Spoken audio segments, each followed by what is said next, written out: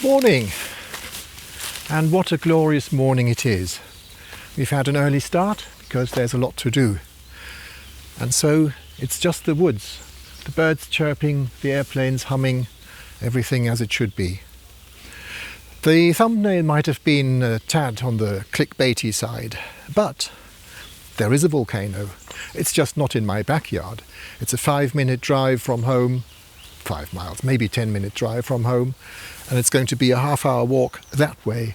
And then, yes, we are going to find an old volcano. It's been extinct for a long time now. I believe it's from the tertiary, the old tertiary period. That's how we used to call it. Today's geologists have different names, which makes it about 45 million years old, give or take, maybe plus minus 3-4 million years. But there's a bit more to do. Korhausen described how the Bulwark, the Fortress of Bosenhahn, no longer exists, not a trace remains. That is not quite true. I found a little bit on the LiDAR, and the local expert confirmed that that's what we're looking at. We're going to go and have another look. Now, that expert also said the cherry tree is still there. Well, Korhausen described how the birds now have a free run of the cherries after the old forester and his wife had died, but that is a report from 1874. Cherry trees grow to, 100 years of age maximum? So we're looking at the child of that cherry tree. Still, it's in there, and we're going to go and have a search for it. The place is riddled with medieval hollow ways, Bronze Age burial mounds. Some of them have no holes in them. They haven't even been robbed. Very strange. There are two more things we want to look at. One is the Schützenbrunnen, the marksman's well, drawn in a very romantic picture by Carl Theodor Reifenstein in the 1860s. I'm going to try and find that. Also, I'm going to try and convince you that the Orcs of Isengard are still active here. Let's go.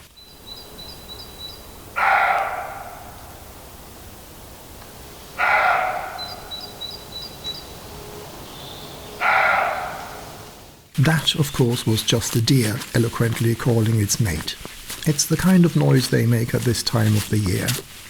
It hopped dramatically over the path while I was not filming, and then, when I had the camera ready, probably hid behind a large tree laughing at me.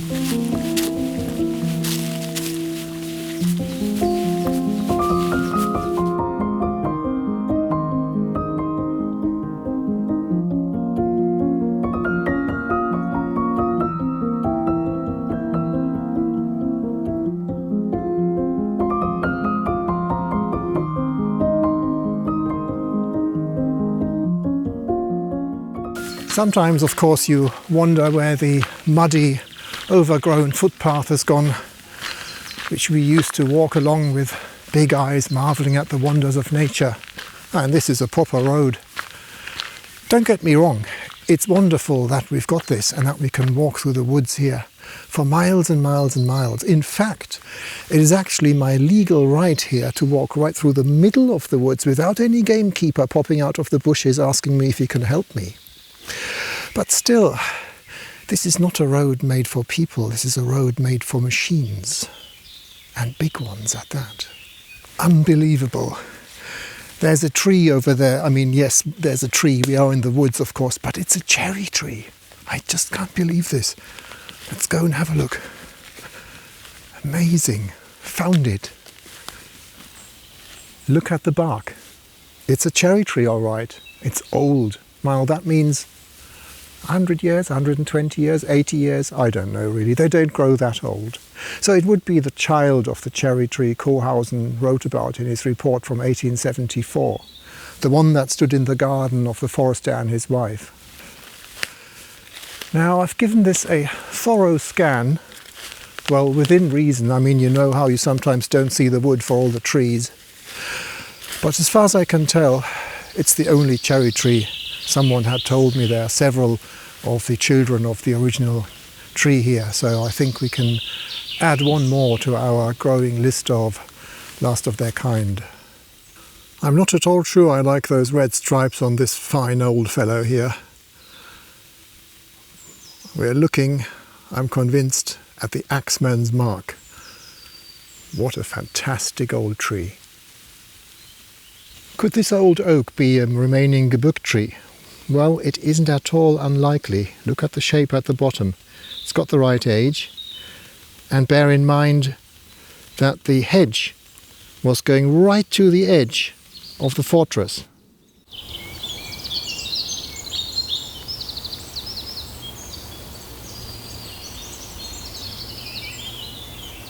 So there we have it. I'm actually sitting on top of the ruins of the sad remains of the fortress of Bosenhahn.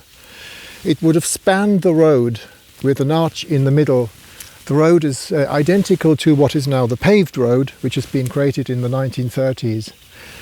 This old fellow here is almost certainly an undocumented old Gebueck tree. It's old enough, and it would have been growing right to the edge of the old fortress. Interesting place. Let's see if we can find that volcano.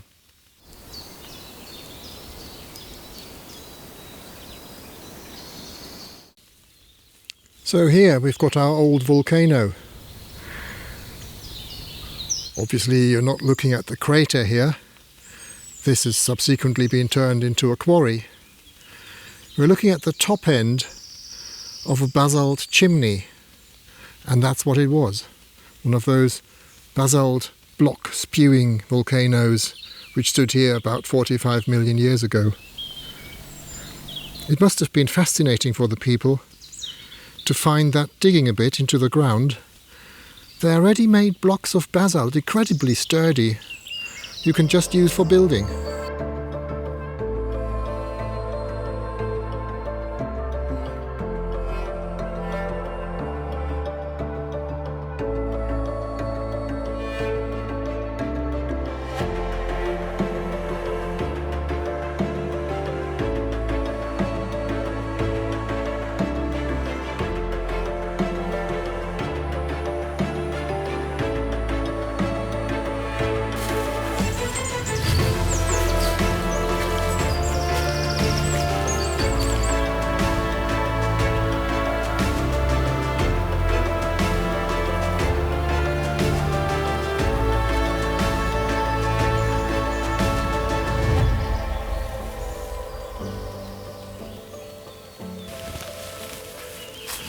This is what people had come here for.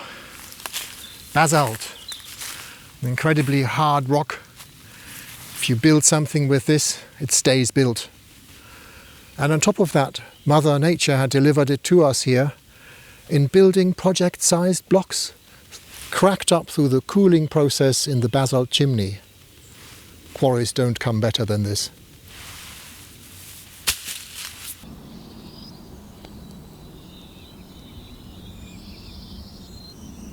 I think you can see why I was so intrigued when I saw this on the LiDAR map. This looks like a driveway, and it looks so in the real world as well. As you come down here, you would have turned right, and then you see that dugout area over there, which could have been the foundation of our fortress. It looks exactly like it should if you look at the picture of Kohausen, which had been so diligently copied by Christian Grubert. But alas, it turned out to be a stupid volcano. But I think I've spotted something else. Very interesting. We'll go there and have a look. This is absolutely positively a Gebueck tree. Very close to the old fortress of Bosenhahn, so it makes sense. Sadly, it is a tree that has gone and met its maker a few years ago. This is incredibly exciting. It's something that's supposed to no longer exist, although I guess the locals knew about it all the time. This is a proper bit of wall, albeit a very small one. The last remains of the castle, the fortress of Bosenhahn, here in the woods. The material is the same type of basalt we've seen in the quarry over there, so I think it's a fair guess to say that the quarry was probably started to build the fortress here sometime at the end of the 15th century. Incredibly exciting. Well, no luck here, and the undergrowth is exactly as thick as it looks. It's actually difficult to get through, properly difficult. So this is one candidate for the Schützenbrunnen, the marksman's well, and I think we're out of luck here. There are 2 more candidates, but it remains elusive. That said, it's actually incredibly beautiful here. Well, this is the Ernstbach, just a few meters down from its source, which I've just passed. And to my right here is a structure that is about water management. I really do hope that I'm not looking at the modern version of the Schützenbrunnen, which was so romantic in Reifenstein's picture. Alas, I fear that is exactly what has happened. The water from the source of this little stream called Ernstbach is valuable for the Mapper farm, which centuries ago used to be a grange farm of the Cistercian Abbey of Eberbach, some 2.5 miles southeast of here. I have checked other candidates and this is the most likely location. Concrete and stainless steel. To be perfectly honest, I might have done the same had I been in charge of this farm and in search of a reliable source of drinking water.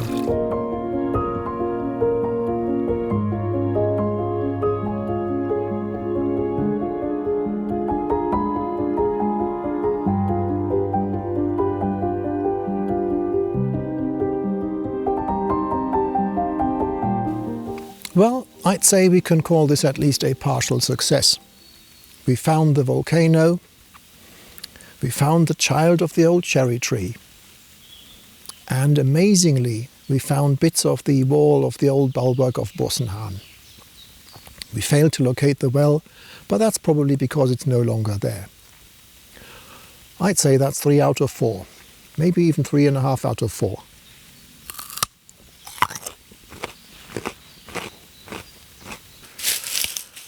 One more Bronze Age round barrow. This one has been robbed, like proper ones should be. You've just seen me climb out of the central ditch. That is the telltale sign of someone doing it a bit of no good with pickaxe and spade. It's not Stonehenge, it's not Bella's Knap, it's what we have, but we've got plenty of them here. And it's a nice sign.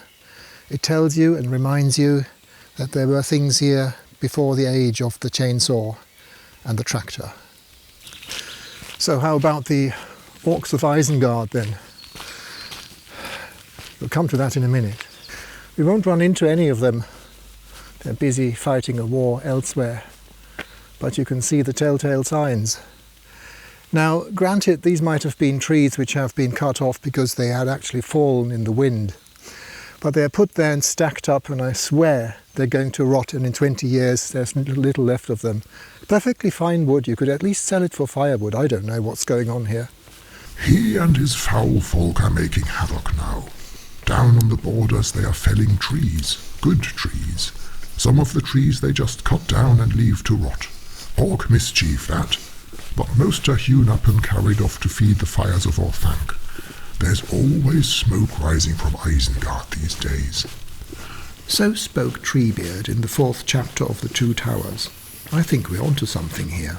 Now, there is a drive to get rid of the needlewood, which is not local to these parts, and it seems to attract all sorts of pests. Maybe it's a good idea. Also, we've got these strong winds since the early 90s, and the shallow rooting trees are just not made for it. So I understand that one weeds out the needlewood a bit and goes back to the leafy trees here. But what's lying behind me here are perfectly healthy beeches. I don't know why they've been cut down. They're not very old. And it looks like they're going to be left here to rot. That is not okay. There are a few oaks, there are a few healthy trees lying in the woods here which have just been chopped down. Nobody knows why. One can only hope that someone is going to collect them to do something with them.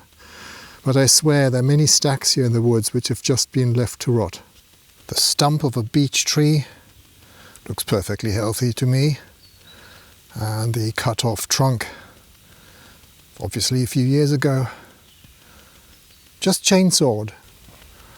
Beech trees, perfectly healthy, about 150 years old. They look a tad overgrown. I couldn't say if they've been lying here since a few weeks ago or for more than a year.